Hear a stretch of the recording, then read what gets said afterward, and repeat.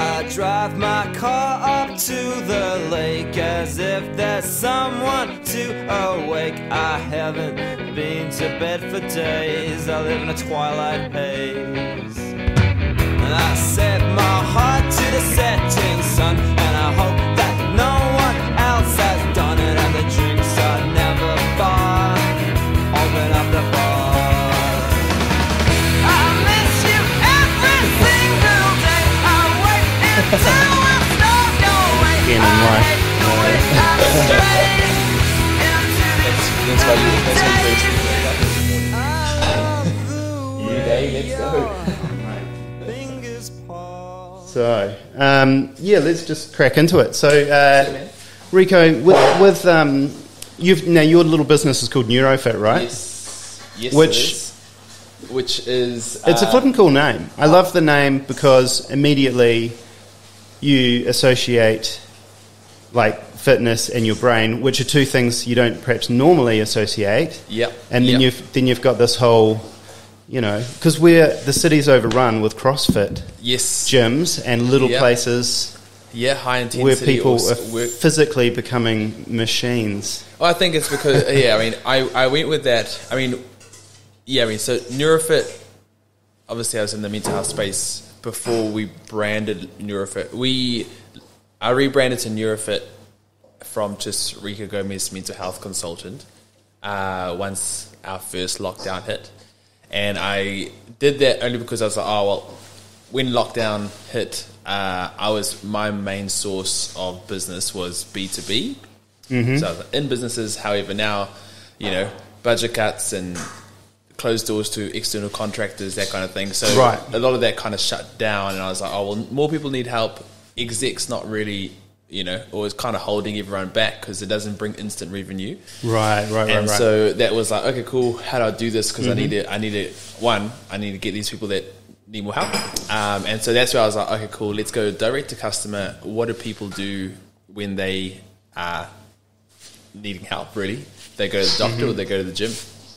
That's literally the two places that most people try and get themselves healthy. Yeah, good point. And so I was like, well, I'm not trying to be a doctor.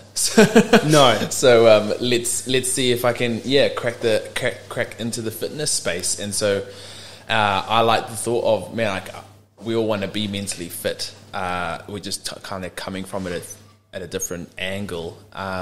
Whereas a lot of people, there's not one way to train for one result. Yeah. For example, what I mean by that is a lot of people think, I'll do squats, that will give me endurance. Right. But it's two different things. Whereas the mental space, a lot of people today are only focused on the resilience and mental fitness side, but not really clearing the chaos side. Whereas that's where kind of I love that space because one, if we don't clear the chaos, then you're just putting a lot of things on top of a real bad foundation. So you can't take a meditation app and I'm going to breathe and I'm going to meditate or breathe away self-hatred. Yeah. So that's kind of the space I look, and we clear it first and then we go into the mental fitness side after, when you're kind of ready to build on health. Yeah. So that's kind of where Neurofit came in. We created a coaching program that was for one-on-one clients. And I doubled down on the fitness space and mainly because those are the people that didn't really need motivating already. I see. Yeah, they were kind of I already look after myself. Because there's a huge difference between mental health and, or perhaps mental illness and just kind of just life. Yeah. Or is there? You put it that way? Is there, Rico? Yeah. Potentially, I may be actually a very mentally ill person cruising through life thinking this is normal. Yeah. That's it. Well, to be honest, a lot of people do.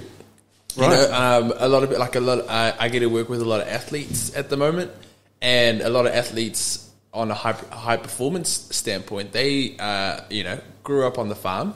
Right.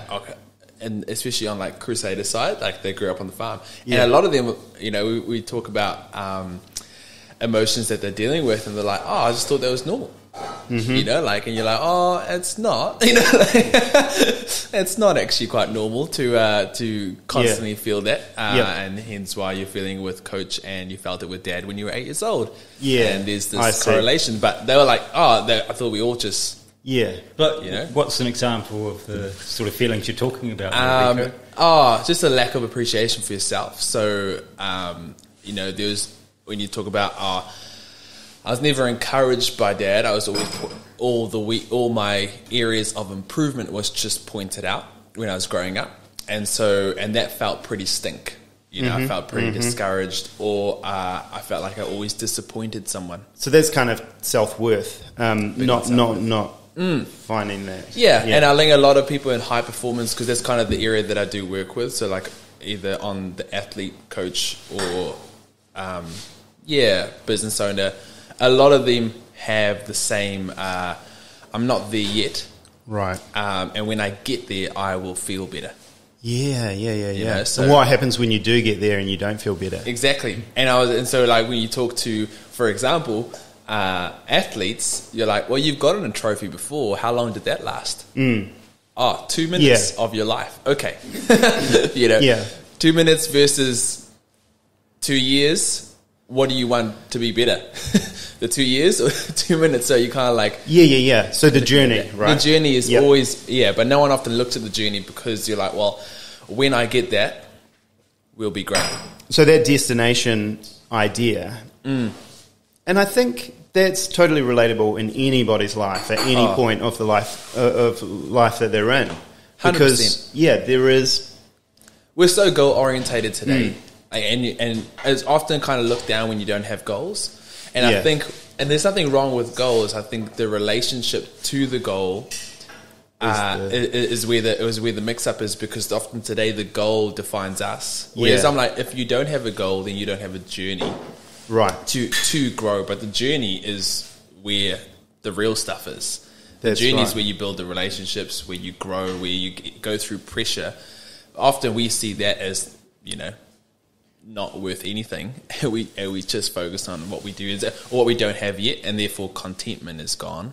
But what I can see that you're saying is that, like, you need the goal to have the journey, but the journey is actually the jewel. Yeah, that's 100%. Where the real magic's going to happen, right? 100%.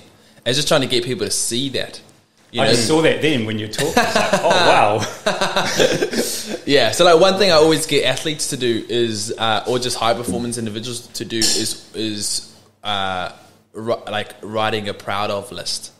So basically getting them to write 3 things every day that they are proud of. And what it does is it's not to boost their pride, because I think they know that they're not on their high horse, especially in New Zealand. When you compare it to athletes around the world, it's a bit different. But in New Zealand, there's very tall poppy syndrome, like, I'm all right, you know.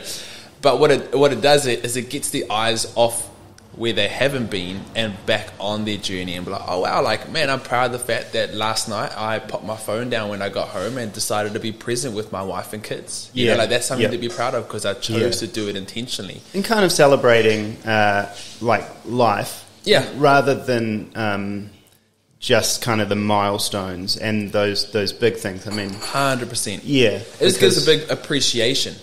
For my own journey and myself, instead of just looking at like, that's right. I think I mentioned it in the last week's podcast, where there's a thing about bringing up children and how about quality time. And it's like, you've got to it's not about quantity, it's about quality time. So now parents have sort of got this idea, oh sweet, I don't have to perhaps feel guilty about not spending as much time with my kids because we're doing this special thing. But now, of course, the pendulum has swung back the other way, and they're suggesting, well, how do you create quality time? Sometimes it is just putting in that, I don't want to call them the hard yards, but putting in that solid amount of time where you're there through the boring times, and that's, like Milton said, that's where the magic can kind of happen again, because it will just sort of, you know, and that's life. If we could potentially avoid or lose so much.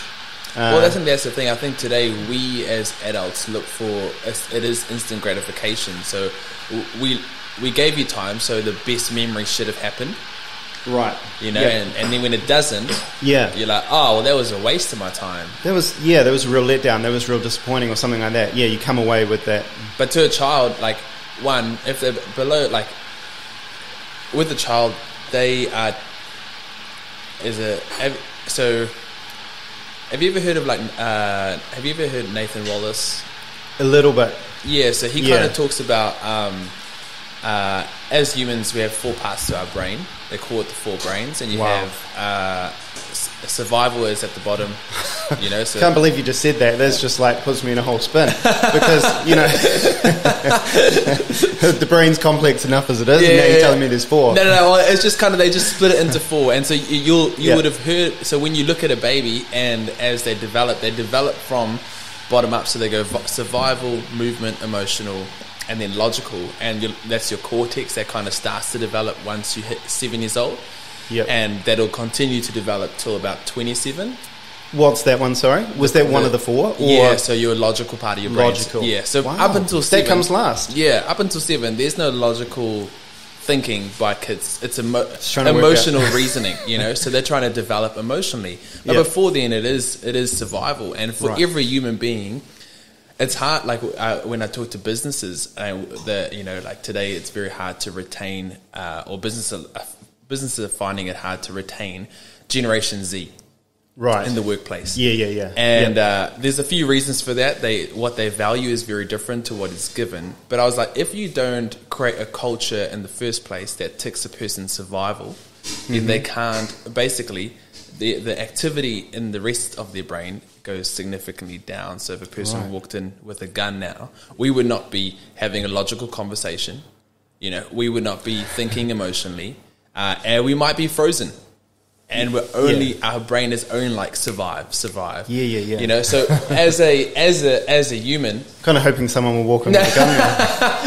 But as a human, our the quickest way you tick the survival box is through attachment and connection. So for a baby, as soon as it comes out, it's looking for attachment, and then boom, crying's gone. You know? So they're not in survival. Now with parenting or just creating culture and leadership, if you don't create real connection, that's not done in a moment. It's done over time of consistency. If I don't create real connection, then the activity in the rest of the brain is kind of like, it's not really firing at its best.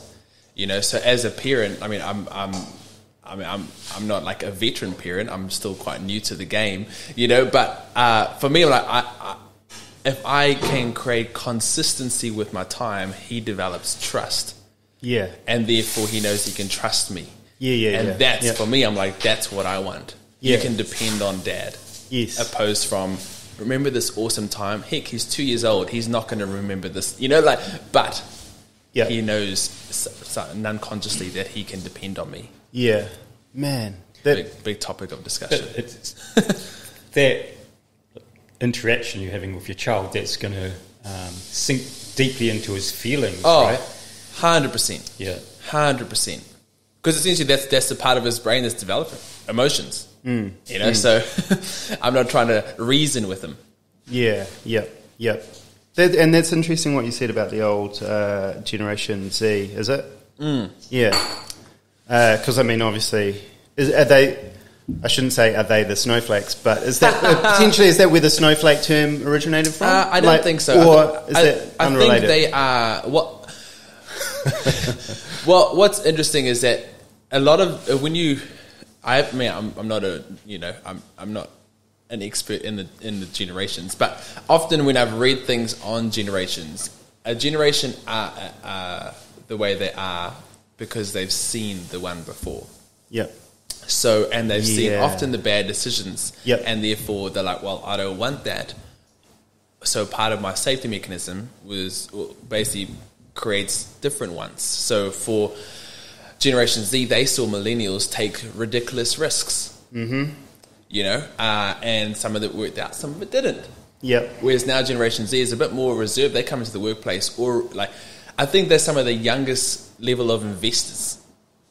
You know, like, who comes out of school straight asking for an investment portfolio? Right. I don't know, but Generation Z is. Wow. You know, so and they're already asking like, well, Far out. what are you going to do if you're my company? If I come here, how is this going to develop me? Yeah. They're looking at that, whereas other That's generations intense. haven't really looked And at also, with that whole generational thing, there's also the part of it where the parents are trying to mould their offspring into, like trying to... They have a perception of where they went wrong or where they could improve, and they're trying to give that to their child as well. So there's that kind of going on, I suppose. Yeah. Both ways. Yeah. It's interesting. Man. But yeah. Anyway, I'm not an expert on the generation side. On. It's just a topic of interest. Yeah. All right. Well, that's pretty fascinating, that old thing. So corporate kind of clients, you're working more with individuals at this point? Yeah, so ever since the first lockdown hit, that's kind of the pivoting point. This year, obviously, corporates are starting to open their doors a little bit. Yeah. But I'm really, I prefer the one-on-one stuff right now. Like, only because when I went onto the one-on-one side, I didn't want to go down the traditional, I'm a counselor, I'm a psychologist, I see you once a month. Yeah. I created a coaching program that I personally thought would take a person from point Z back to point A in 7-8 weeks. Mm-hmm. And so it's a lot, it's full on, but when I get to work with one-on-ones now, I get to see a person that literally came from trying to take their life the week before to when they leave, they are off. So that's not pills. Right. So that's not necessarily. You said that you were kind of dealing in a space where the person is motivated, but you mean they're motivated to help themselves. Yep. Yeah. So regardless of often the chaos. Yeah. Because I mean, one guy like that one in particular. So I can share this because he shared his testimony at one of my events. But basically, he is ex-Broncos player. His career ended with concussion. He obviously then just hit rock bottom. Right. But he's and went straight into depression, on pills, that kind of thing. The weekend before he met me, his partner, who was 20 weeks pregnant, said, "I don't want anything to do with you anymore. I'm leaving." And that kind of tipped him off, and it was like, okay, well, I need to, I can't shut my head down. So that's when he tried to overdose. Yeah. Then realized, what the heck am I doing? I need to do something else. A friend of his was like, "Oh, you should check out Rico. He runs this thing called Neurofit. I know he does one-on-one stuff." Gee. So then he caught up with me the weekend after he tried to take his life, or the week after, and he was like, "Look, I've been to such and such therapist, right? Just because they are available in professional sport, but I'm still here. What do I need to do?" And so I was like, "Look, end of the day, this program is very different." And interestingly enough, presumably quite a fit, professional athlete. He was doing all of that kind of gym thing. Was he eating well? Yeah, 100%. He was like on it's 2% body fat. Because it's quite tempting as someone who possibly doesn't have any issues. Shouldn't put it that way, but I don't know. I feel like for whatever reason I'm fairly resilient. But when perhaps you come across someone who isn't, who's struggling or whatever, it's quite easy to say, fitness. What are you eating? How are your vitamins? And that's it. Have you had a blood test? Oh, and I got the same thing. Switching real quick. So, I mean, I got into the mental health space because both my wife and I significantly struggled our first year of marriage. So, we both struggled with depression. She was more on the suicidal thought side than I was. Yeah. And everyone said the same thing. Are you tried your breathing app? Have you what's the meditation going on? Have you gone for a walk today? Yeah. Have you gone on holiday? I feel like you're at rock bottom when you need an app to tell you how to breathe. Oh, and I was like, I'm trying all these things. I've gone for a walk. I've gone on a holiday. We bought a house. None of it changed anything. Yeah. I'm going to the gym. I'm eating healthy. And you're like, hold on. We've missed something here. And so back then I was like, okay, there has to be something else. Mm-hmm. If I wasn't born this way, why do I have to live the rest of my life this way? So that was kind of like, I have to do something. And I got a few slaps from people in my life back then. One, you're the leader of your home. you can't lead your wife, you can't lead yourself. Oh, you know, right. like there's a lot of, and I was like, but okay, did you mean, was that helpful or was that for not me, helpful? Only because of who it came from. Right. Super helpful. Yeah. And so that kind of pushed me to go and do my own research. Because there is a naturally occurring thing. I mean, you're going to look for the most, like they call it the lowest hanging fruit, right? You're going to look for the most obvious things in your life, which perhaps aren't normal. And usually the person knows that, right? They're like, oh, okay, this is potentially where the issue is stemming from. And then they fix that area, hopefully, if they're motivated enough or whatever. And then they'll move into deeper and smaller, well, perhaps not smaller, but more, you know, underlying things, perhaps that they've covered up a little bit better. And often we just have no idea what the underlying things are. No. And so, for like that's probably where a lot of people are like, you know, when you are stuck, you're looking for any way out, and you end up taking average ways out. You know, and then 3 years later, you got to actually still deal with the real issue. Yeah. 10 or 20 years. There's a real, like your sight, when you're in a position of stress or whatever, your idea of what the options are kind of significantly narrows. And presumably that's how people get quite close or commit suicide and stuff. They get to that point where there's just one option left. Yeah. Or there's not just one option left, but that's, to them, they see just one option. That's the only place of peace. Yeah. And I think today everyone's looking for peace. Yeah. And I think we're just not getting it the way, or we're not, we're just not, what we're doing, we're expecting the wrong result. Right. You know, we're eating healthy, expecting for rejection to go. Yeah. Or we're going to the gym, expecting for worse to come. So there is correlation between those things and mental health and well-being and stuff, isn't there? Oh, 100%. But it just doesn't deal with the real issue. It's healthy so stuff. It's kind of... Rico, how do you start? Oh, just a minute. Directing people back into the guts of it, into the real issues. I say, look, I always give this example. I say, it's kind of how it works. So let's say my phone is the symptom: anxiety, intrusive thoughts, anger, whatever or depression. Yep. And then what we do is we look external because that's what we can see. And we try to do external things to fix the internal stuff. And so we're like, cool, diet, breathe, walk, exercise, people. And these are all good things. Mm-hmm. But what they do is we put them on top to keep this at bay. Right? Yeah. However, beneath this, you've got a whole bunch of past memories, past emotional memories, that may have shame, guilt, regret, that we try and keep dormant. Yeah. And if any of these get triggered, then you're back there. Right. And so what I do is I'm saying, look, let's put the external stuff for later on, and let's deal with the internal, and we'll reconceptualize and rewire these memories to no longer validate the symptom. Therefore, there's nothing holding this up. After 3 or 4 weeks, this is gone, and then we can look to add health on top of health. Yes. So I hear the key word there is reconceptualize. Yes. So it's basically like it's it's rewiring. It's taking an old, renovating it to make it new. And so when you say old, in your brain you've got informational memory and emotional memory, and then you've got physical memory that is the embodiment of those three at the time of an event. When we have an emotional memory, back in the days, it can stem from all the way to, ages ago. Right.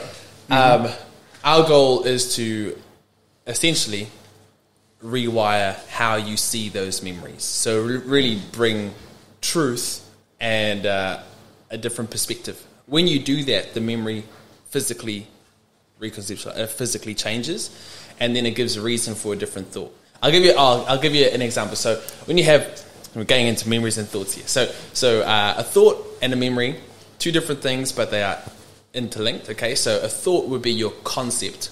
Yep. My concept is I had a athlete that I worked with. His concept was, I don't want to make a mistake. Yeah. And every time I go into a game or a training, that thought gets triggered. That feeling gets triggered because of what comes with it. I can't get myself out the rut, all that kind of stuff. Yeah. And so you only have that thought, that concept, because multiple past memories give you reason to think and feel that way. And so that past memory says the last time you made a mistake, remember you let down your dad. Last time you made a mistake, you hurt your cousin. You feel guilty for that. And you feel ashamed, you're disappointed. And so what we do is we say, look, there's no point trying to manage the feeling and thought in the moment. Right. No, why don't we go down and do the real work? And so what we did with this guy is we went down and we confronted, and basically I would say like we rewired and we brought healing to the memories. 3 or 4 weeks later, he's in Aussie before the game, and he's like, oh, I've never really thought this or felt this, but for some reason I just want to go out and make a mistake. Like I just want to go out and fail. Wow. And I talked to I talked to his forwards coach a couple of weeks later, and he's like, oh, that was definitely the best game he's ever played. You know, and I was like, it wasn't that we tried to change the environment, but the environment, you know, was the same. His perception of the environment, maybe, or well, it was just that his past memories, weren't playing alongside him in the game, or it gave him reason to think and feel something completely different. So it took him from I don't want to make a mistake, past memories give me reason, and then, we shifted this. So now instead of it working against you, it works for you, and you're like, flip, let's go. Same environment, because there's a reward to taking those risks, like potentially just always looking at the mistake or the negative side of taking a risk or whatever. So he might have played a little bit more freer and been thinking more openly about the game. Yeah, only because there was no fear behind making the mistake. Oh, yeah. So it was fear. Yeah. So you fear what comes with the mistake often. So like people are like, fear failure, right? So it's not that you fear failure. It's often we fear what comes with it.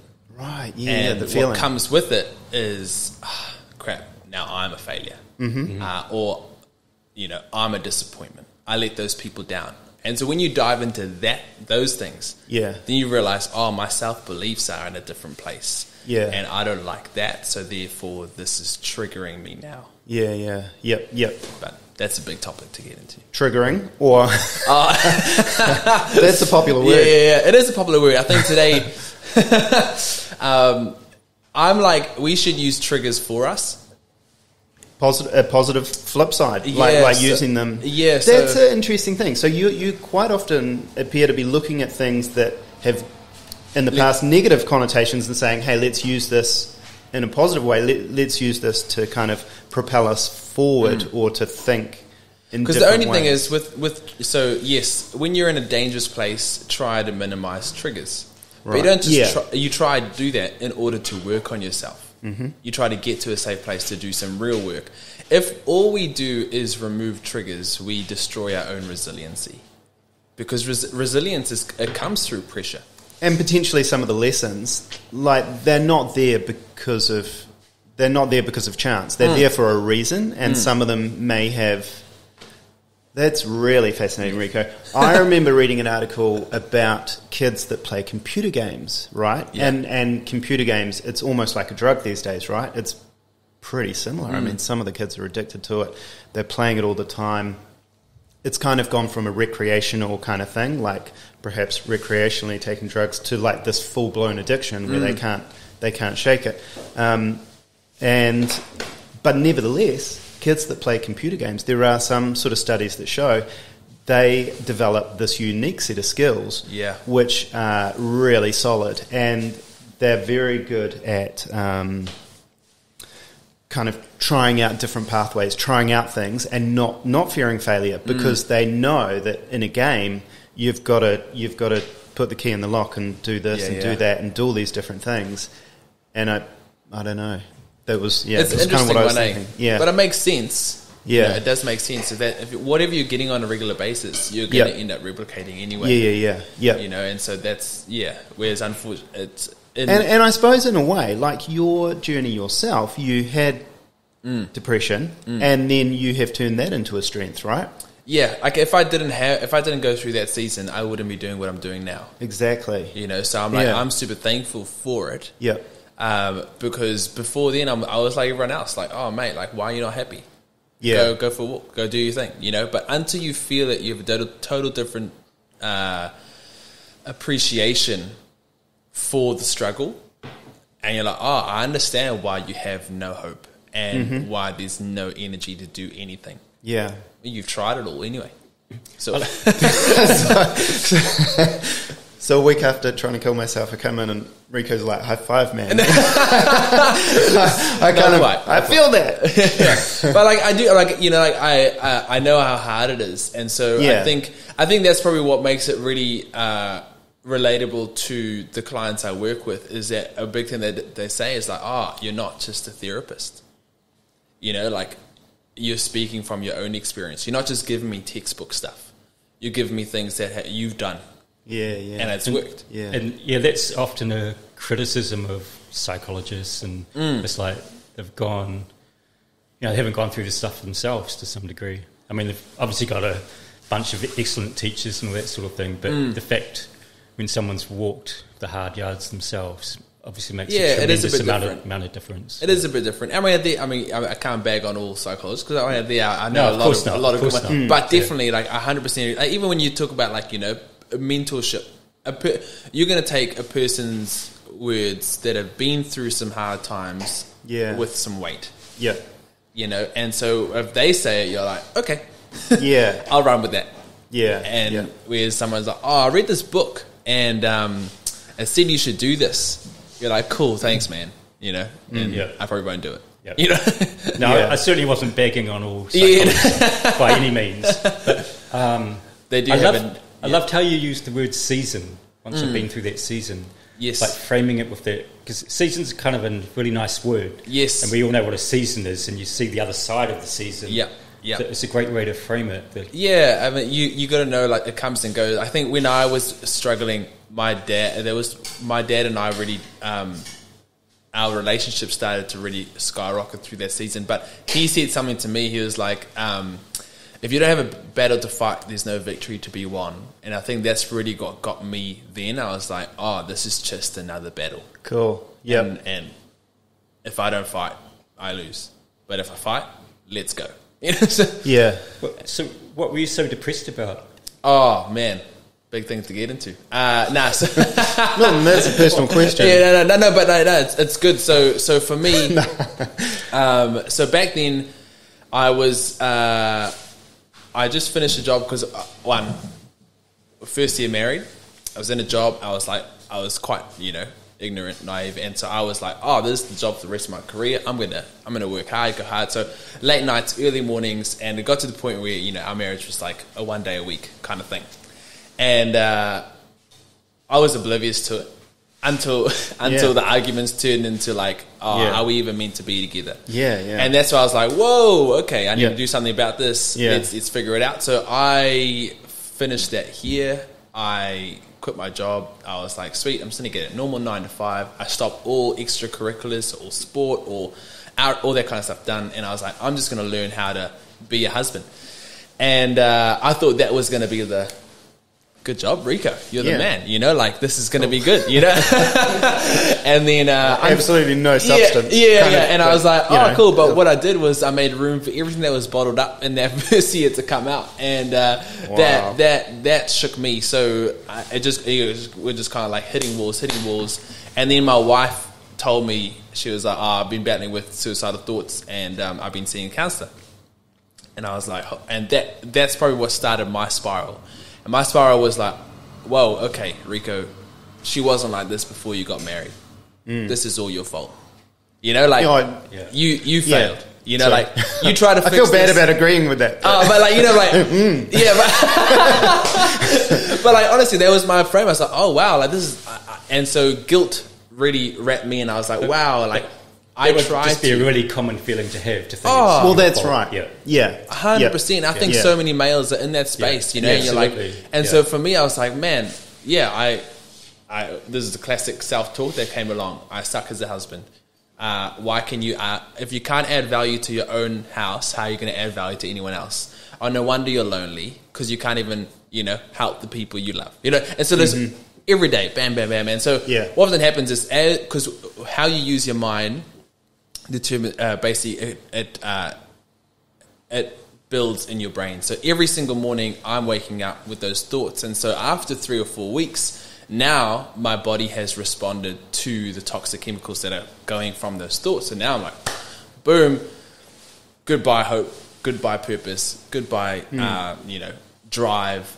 What's the point of even being here? You can't do anything of worth. That just went on. So these toxic thoughts. I mean, not only have you met somebody, but you feel like you've kind of ruined them as well. Not only are you not adding value, you've like destroyed them or something.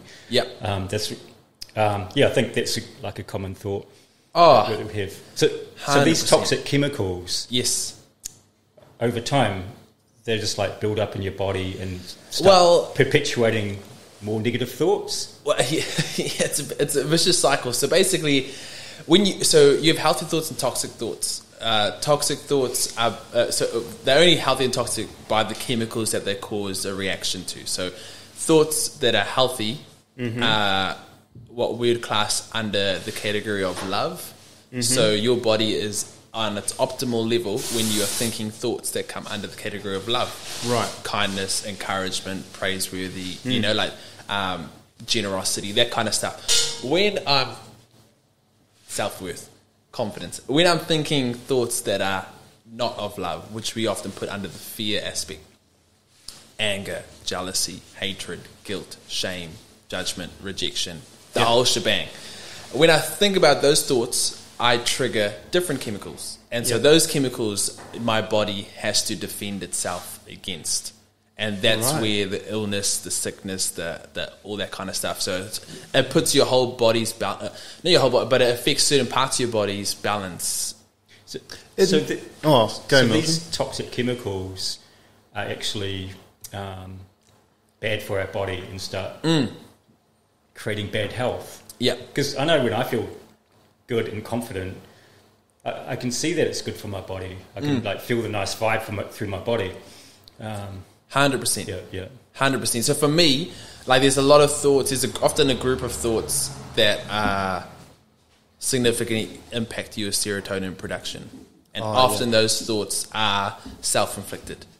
So self-hatred, self-rejection, self-esteem, that kind of stuff. Yeah. So when you're thinking thoughts of, I'm a failure. On a consistent basis. And then you back it up by not trying anything. And so then a bit of sabotage in there. It just reinforces. Yeah. So now every single day I've got reason to think that. Oh, totally. But I'm going to think that. And every time I think that, I'm going to build it. And therefore my gut has to respond to that. Yeah. And there goes the imbalance of chemicals. Oh, man. That's because I was pretty good at self-sabotage as a teenager, perhaps, especially academically. I had it down. I made it into a good thing, something to strive for. Yeah. And I mean, culture gives us role models which are potentially, How did you go about sabotaging yourself academically? Oh, well, by just not simply trying, not turning up, asserting yourself, all that stuff. Yeah. It's pretty easy. If you don't try, you can't fail. Well trod, by countless other teenagers. But 100%. And what I was saying. I mean, culture gives us kind of role models in that kind of vein, and that you kind of think, there's the rebel, or there's the kind of the person. You can embody that, but it doesn't. It's interesting, eh? Doesn't always. But however, we do have things like fears and stuff which do work in our favour, don't they? Yes. So I mean, that's when you come to these superficial fears that keep you safe. I'm not going to jump off this cliff. It's often the relational fears that cause a lot of relational, as in human. Yes. So relationship. As we kind of grow, we have this natural. We do long for love. Mm-hmm. So when there's a relational breach, it opens the door to relational fear. So when Dad wasn't there, now I fear abandonment. So or where there's some sort of physical, verbal, sexual abuse. So anytime there's a breach of in the relationship, it brings in often a relational fear. And that's kind of at the moment what you'll kind of tend to be focusing on in a business context, rather than the one-on-one kind of thing, because obviously there's a whole wealth of like just people out there, right? There's there's we're not all one so size fits all. similar. We're all so similar. Like we all share in those things. Like Milton and I can, work out that that's where we've been at certain times. But also we're all quite different. What happens when it comes to the corporate world and where businesses are kind of more and more these days we're being, there's a well-being. Like there's a responsibility of the employer to provide well-being, obviously Health and safety. And that now goes into the mental area. Is there an expectation that like how do you deal with all those different personalities? Because can an employer go around and try and iron out personality, kind of wrinkles in people's personality? To be honest, I don't. It's a hard thing to talk about, but you got to remember that a business is trying to achieve something. Right? And you come to work to help the business achieve something. Yeah, so it's that kind of productivity. Thing. Yeah. Now, if a business turns and only looks to heal its people, then it does stop moving. Yeah, I see. However, if I neglect my people, we'll stop moving. Yeah, because there's no people to move you forward. Yeah, So it's I've got to look after my people, but I'm not their doctor. Yeah. So there's such a crossover between the physical and the emotional or the mental, because obviously, if it was just based on physical things and all of your employees accidentally got killed or their arms got chopped off, you've got no one to do the job, right? Yeah. So on a mental level, if you've got a bunch of, perhaps, we were talking about those toxic things. Yes. And that, do you use that description like inflammation? If you've got some people, would you say like mentally inflamed or emotionally inflamed? Emotionally inflamed. So like it's you could say emotionally inflamed, but it's just like they're in toxic stress. And that toxic stress is either it's having impact on the culture, on people. Yeah. As a business and leaders, we've got to create a culture first instead of trying to change individuals. Right. What we try and do is change individuals' behavior, but never focusing on the real cause. So we do that, and then we neglect culture and thinking we should be all good. Yes. As a business, can I create a culture that now allows me to have a real conversation with you? Yeah. Opposed from I'm coming to you as your boss, and I'm going to tell you what needs to change. Doesn't really hit. Yes. One of our customers, businesses in particular, they really focus on that, and they don't have the hierarchical system. Obviously, there's a boss and so forth, but there's a lot more creative freedom. And if somebody's got a good idea, they just talk it out, and they're not going to be like condescended to or bullied or anything like that. And they've really focused on getting rid of all that junk. And it's definitely increased their productivity.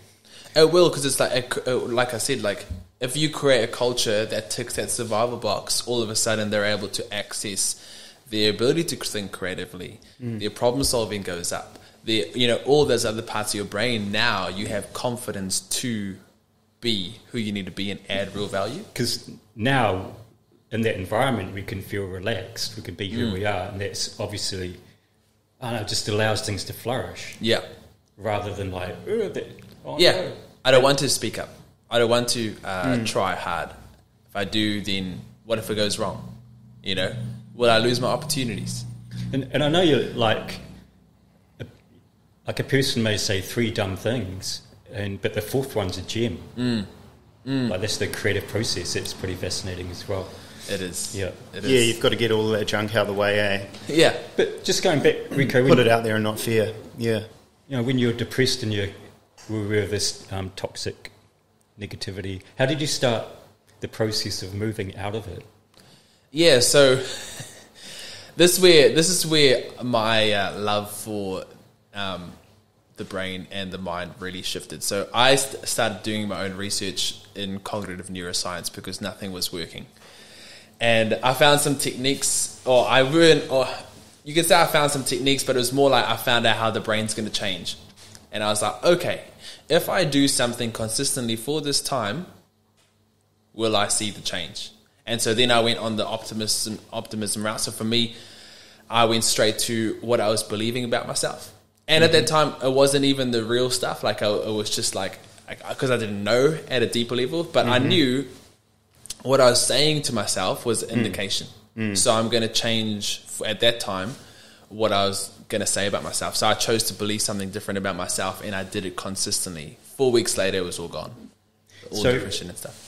It's kind of a scientific process there, where it's like, I'm going to try this out and see what the result is. Yes. And so then that worked for me, it worked for my wife, and after a year and a half of trying stuff, and then 4 weeks later, all gone, and I was like, oh, okay, there's something here.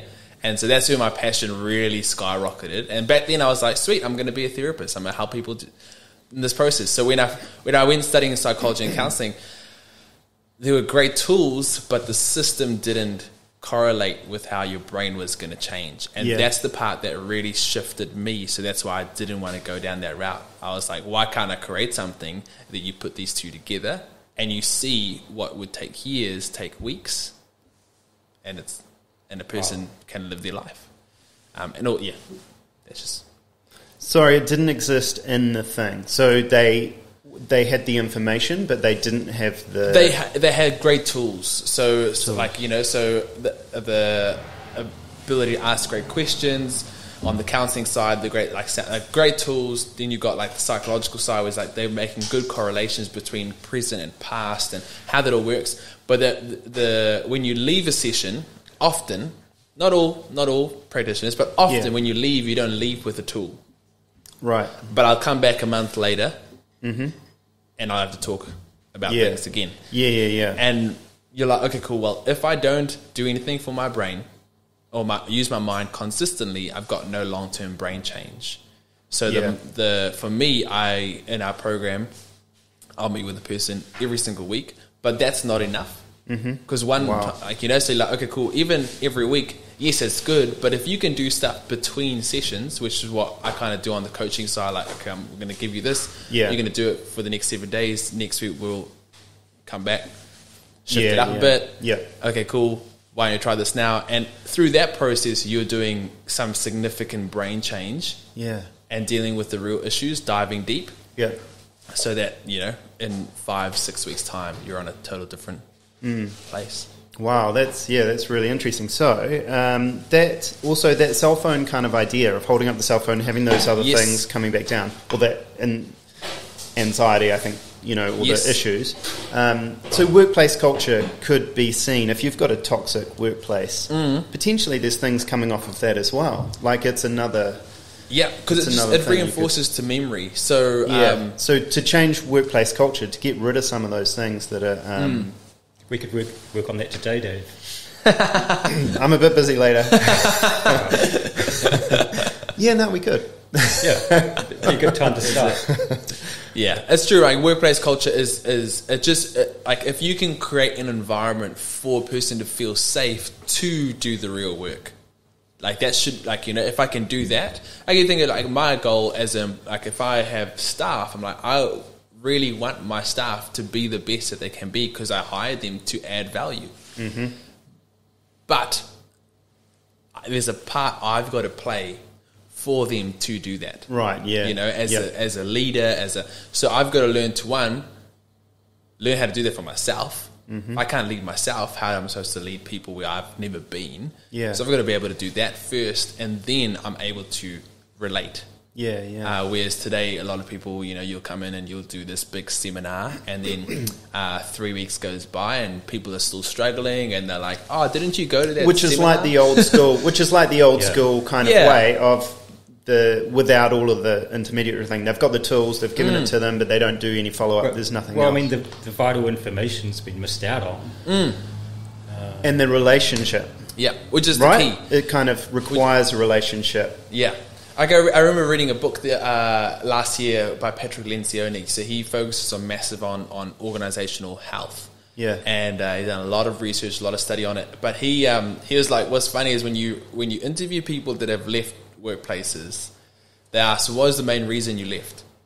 Was it the pay? No, because I'm still in the same industry. Okay, well then it's not the work. No, I can handle the workload. Oh, what is it? There was nothing holding me there. Okay, what holds you there? Relationship.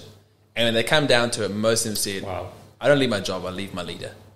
Yeah. There was no relational connection with my leader. It was just can you do that? Okay, Yeah. great. Good job, see you later. Yep. You're like, okay, cool, well, there's Yeah. no... So they're sort of seeking authenticity. They're seeking, just genuine kind of connection. Yeah. Right? Yeah. Like, I've been in kitchens and, some like very good kitchens and some like rubbish kitchens. Yeah. You can see the leaders, they're trying to lead, but they just don't quite know what to do. They're trying to grasp for something, but end up just yelling or something or condescending or whatever. But they're trying to do something that's good for the kitchen, but they just haven't got the tools. Yeah, and I think that's when you're like, oh, hold on, the kitchen is not people. People are all different. I mean, like, great leaders lead everyone differently because they're going to understand that everyone's different. You can't just be like, oh, yeah, cool, so this is a great way to lead. I read one great leadership John Maxwell book, and I'm going to apply that to all people. Unfortunately, it doesn't work that way. So that's why you've got to upskill for the people that you have. Yeah. It's always interesting. Yeah, I just constantly hear that word, like safety, and feeling just relaxed. Try stuff out and fail. Yeah. Like, am I a leader that creates an environment for people to fail? Yeah. And get back up. A lot of places aren't. No. That failure thing is interesting. I read a quote about a business guy, however long ago, and this guy made this, an enormous mistake in his firm, and it could have been with IBM or Apple, and he lost like $1 million or $600,000, and I think there were some staff members, are you going to fire this guy? And it was the guy the boss or whoever it was like, well, why would I fire him? I've just spent $600,000 training him up, kind of, in a way. Yeah. He's just got all that experience now. He's not going to make that mistake again. And what am I just going to fire him so someone else can benefit off of those mistakes that he made? Yeah. So it's a radical change of. It is an interesting one. Like the this is just a memory that just came up now. But like I used to work in insurance, and I remember the first year I started working, I made a mistake, which I didn't lose any money, but there was a potential that the company could have lost $5,000. Yep. And in the grand scheme of things, they probably made $500,000 that day. Yeah. But the person that came to me and told me what I've done was in like you've just done the worst thing in the world. Like, where's your head? Screw it on. And I was like, thank you.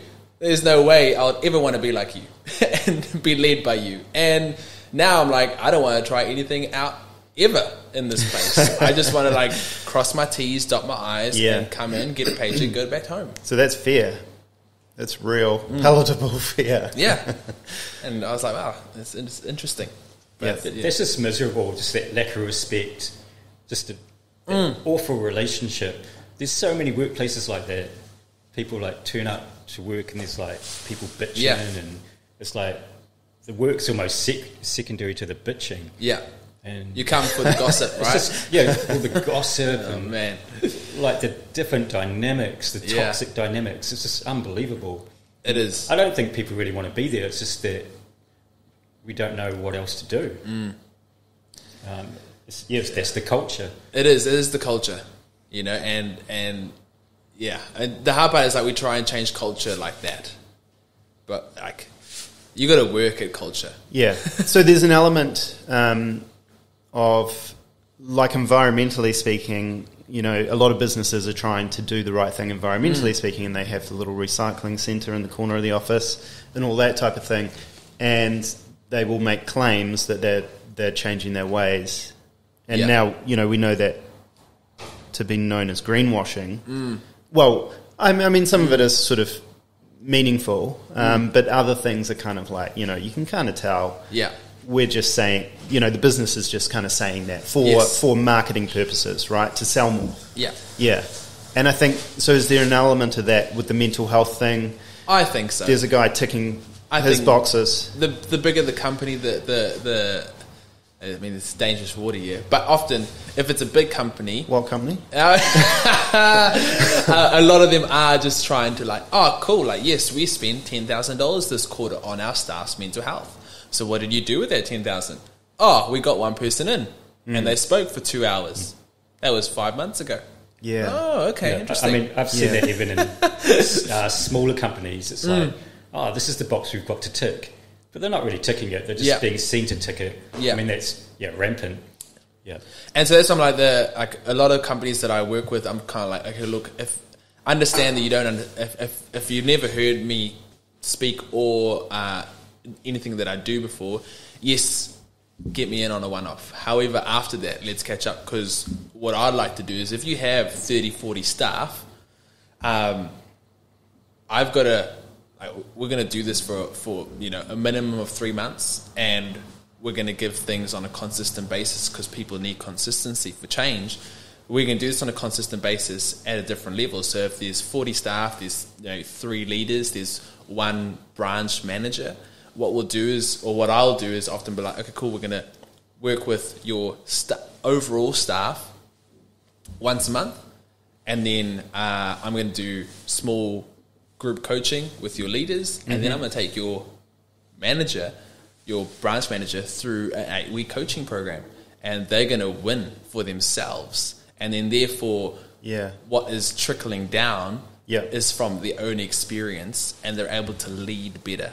Yeah. And so therefore, after a couple of months, the culture begins to shift a bit. Yeah, because bottom up would just be probably... it's a nice idea, but I mean, it would be really difficult to make this significant change. We could talk for hours and hours about this stuff. I can see how it just branches off into all sorts of areas. Yeah, it does. Just global, interplanetary. Yeah. We're going to have to finish soon because customers are arriving. Yeah, true.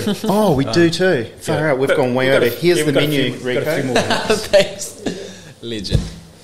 Yeah, I don't know how long we've actually been going for, but true. Good combos, right?